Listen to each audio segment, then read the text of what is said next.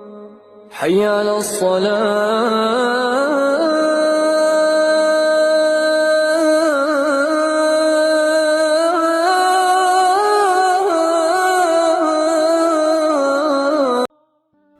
نماز کا پانچواں فرائض سجود ہے۔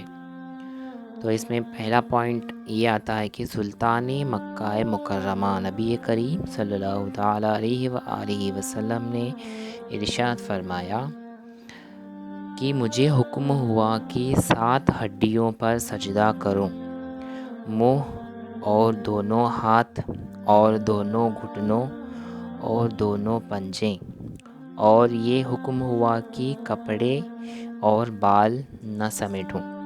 اور دوسرا پوائنٹ یہ ہے کہ ہر رکعت میں 2 بار سجدہ کرنا یہ فرض ہے۔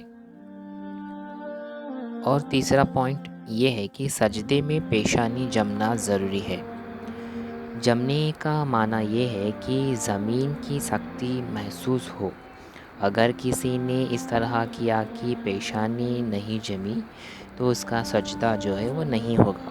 اور نیکسٹ پوائنٹ یہ بھی آتا ہے کہ کسی نرم چیز مثلاً گھاس جیسا کہ باغ کی ہریالی ہو، یا روئی یا کارپیٹ قالین جس کو ہم کہتے ہیں وغیرہ پر سجدہ کیا تو اگر پیشانی جم گئی یعنی اتنی دبی کہ اب دبانے سے نہیں دبی تو اس کا سجدہ ہو جائے گا۔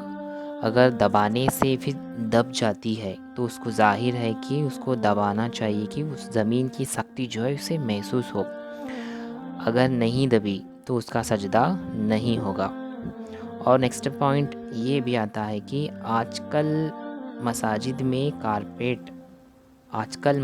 میں کارپیٹ کا جو معمولی سے عام ہو گیا ہے، اور کارپیٹ کے نیچے فوم جیسے جو اسپنج ٹائپ رہتا ہے وہ بھی بچھا دیتے ہیں، تو اس کے اوپر ہم کھڑے رہ کے نماز پڑھتے ہیں تو ظاہر سی بات ہے کہ اسپنج جو ہے وہ ہمیں محسوس ہوتا ہے، ہماری پیشانی اور ناک کی ہڈی جو ہے ٹھیک سے نہیں دب جاتی ہے وہاں پہ۔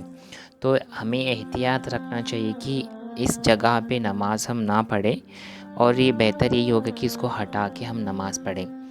تو یہاں پہ ناک کی ہڈی ٹھیک سے نہیں دبی تو نماز مکروہ تحریمی واجب الاعادہ ہوگی، یعنی اس کو پھر سے لوٹانی پڑے گی۔